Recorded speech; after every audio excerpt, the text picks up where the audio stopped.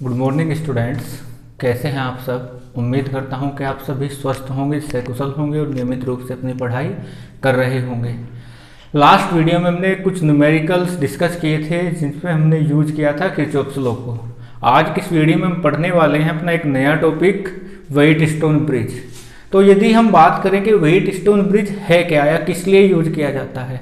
Wheatstone bridge दरअसल एक arrangement है, स्पेशल अरेंजमेंट है जिसको यूज करके हम अननोन रेसिस्टेंस निकाल सकते हैं।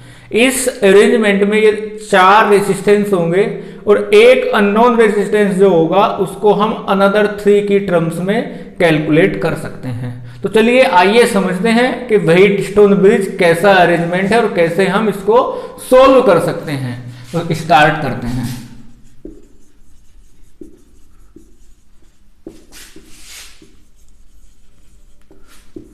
तो व्हीटस्टोन ब्रिज के बारे में जो बताया गया वो बताया था, एक ब्रिटिश साइंटिस्ट थे व्हीटस्टोन, उन्होंने अपने नाम पर ही इसको बनाया था।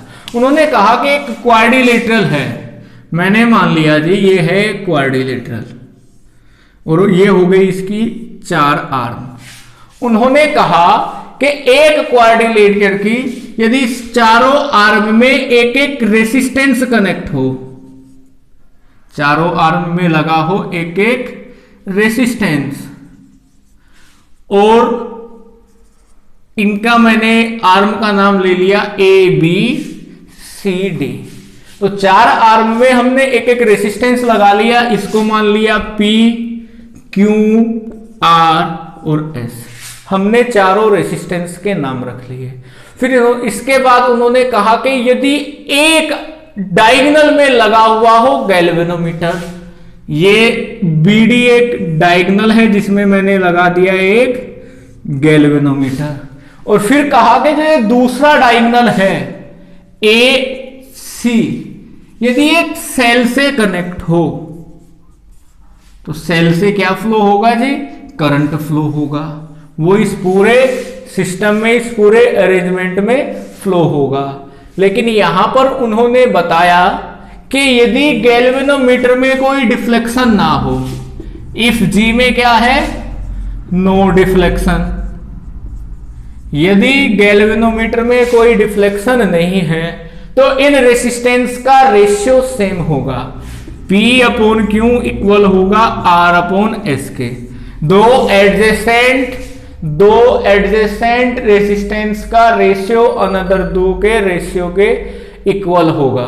ये बात उन्होंने बताई। इसको हम एक बार समझते हैं कि कैसे उन्होंने इसको प्रूव किया।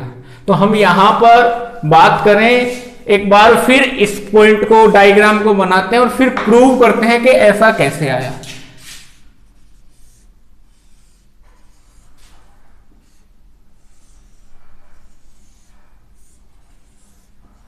हमने मान लिया 4 रेसिस्टेंस P, Q, R और S लगे हुए हैं और यहां पर लगा हुआ है ये एक सेल।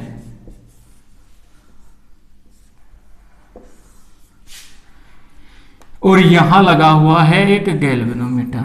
उन्होंने कहा कि यदि गैल्वेनोमीटर में डिफ्लेक्शन नहीं है तो क्या हो जाएगा, इनका रेशियो सेम हो जाएगा। क्या हो जाएगा, P/Q इक्वल्स टू आ जाएगा R/S। अब इसको समझते हैं ये कैसे आएगा।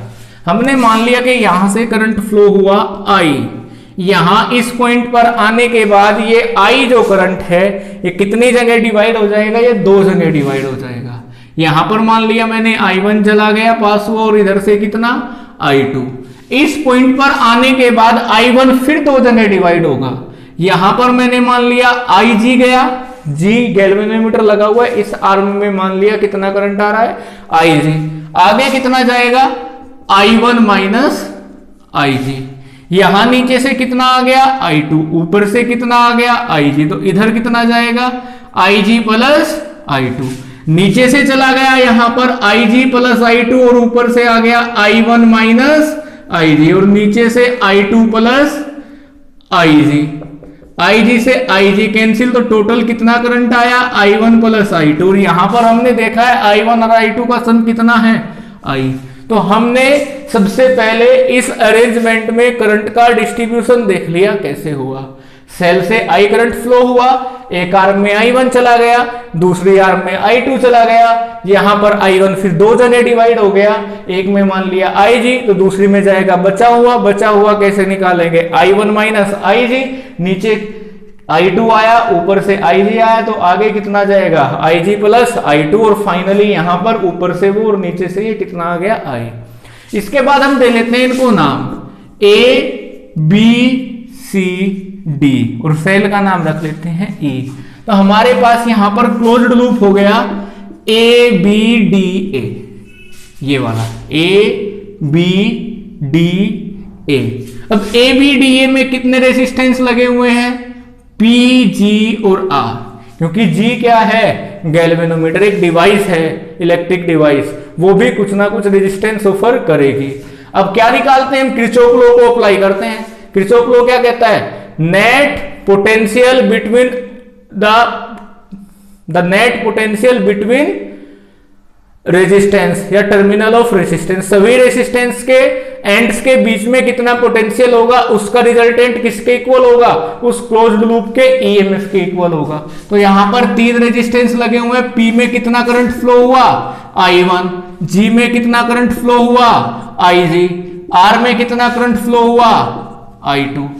अभी इन तीनों के लिए क्या लगाएंगे, डायरेक्शन कैसे देखेंगे, जैसे हमने न्यूमेरिकल्स में किया, इसको पकड़ लिया, देखा इस लूप में चला के, तो इसके साथ आया IG 7 आ गया, उसको प्लस कर दिया, फिर यहां से ऐसे लूप में चले, I2 सामने आया, इसको माइनस कर दिया, इक्वल्स टू नेट सेल का EMF, कितनी सेल लगी हुई है इसमें, एक भी नहीं, तो इक्वल टू कितना 0। तो हमारी इक्वेशन हो गई PI1 plus GIG minus RI2 equals to 0। इसके बाद हम दूसरे लूप की बात करते हैं BCDA, सॉरी BCDB की। BCDB में भी हमारे तीन रेजिस्टेंस है, एक Q, एक S और एक G। Q में करंट पास कितना हो रहा है, Q into I1 minus IG।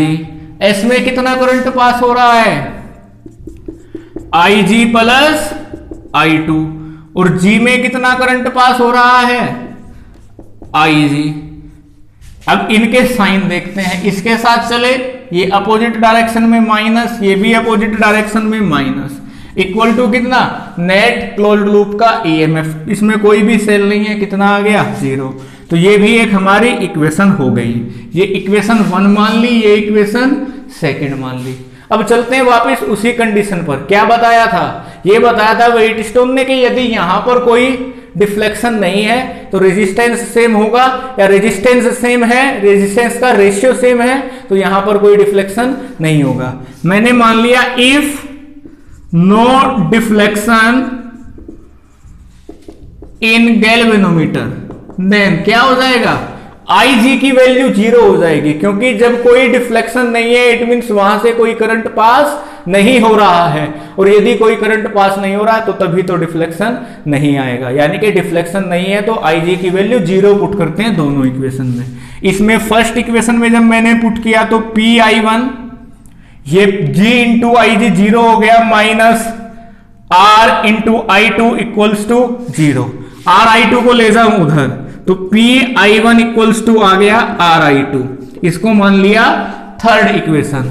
फिर यही वैल्यू हमने यहां पर पुट की, IG की वैल्यू 0, जब IG की जगह 0 पुट करूंगा ये हो जाएगा QI1 माइनस S, IG की जगह 0, SI2 IG की जगह 0, ये भी 0 इक्वल्स टू 0। इस SI2 को ले जाऊं उधर, QI1 इक्वल्स टू SI2, ये इक्वेशन मान ली मैंने फोर्थ। अब इन दोनों इक्वेशन को यदि डिवाइड करूं, थर्ड को डिवाइड करूं फोर्थ से, तो क्या आ जाएगा PI1 इक्वल्स टू RI2, और अपोन में क्या आ जाएगा QI1 अपोन में SI2। I1 से I1 कैंसिल, I2 से I2 कैंसिल, ये हो जाएगा P upon Q equals to R upon S। यही है हमारी व्हीटस्टोन कंडीशन। तो हम समझ पाए कि व्हीटस्टोन ने बताया कि यदि किसी सर्किट में क्वाड्रिलेटरल की चारों आर्म्स में लगे हुए हैं 4 रेसिस्टेंस, एक डायगोनल में लगा हुआ है गैल्वेनोमीटर, दूसरे डायगोनल में लगा हुआ है एक सेल, और वहां से करंट पास हो रहा है पूरे सर्किट में, और यदि डिफ्लेक्शन नहीं आया गैल्वेनोमीटर में तो इन सभी रेजिस्टेंस का रेशियो, एडजेसेंट रेशियो, P का Q के साथ और R का S के साथ, वो क्या आएगा, सेम आएगा। और यदि ये रेशियो सेम है, इनमें से एक वैल्यू नहीं पता, उसको हम कैलकुलेट कर सकते हैं। ये व्हीटस्टोन ब्रिज की कंडीशन मैं उम्मीद करता हूं कि आप लोगों की समझ में आ गया होगा। इसी पर बेस्ड हम कुछ न्यूमेरिकल्स करने वाले हैं, और न्यूमेरिकल्स के बाद एक वीडियो हम तैयार करेंगे जिसको आपके लिए तैयार करना है। उस वीडियो में हम मीटर ब्रिज के बारे में पढ़ेंगे। अब मीटर ब्रिज का कॉन्सेप्ट भी इसी पर बेस्ड है, व्हीटस्टोन पर बेस्ड है। तो आज की इस वीडियो में मैं उम्मीद करता हूं कि आप व्हीटस्टोन की कंडीशन समझ पाए होंगे। इस वीडियो को आप ध्यान से देखना, यदि कोई डाउट है आप मुझसे पूछ सकते हैं। धन्यवाद।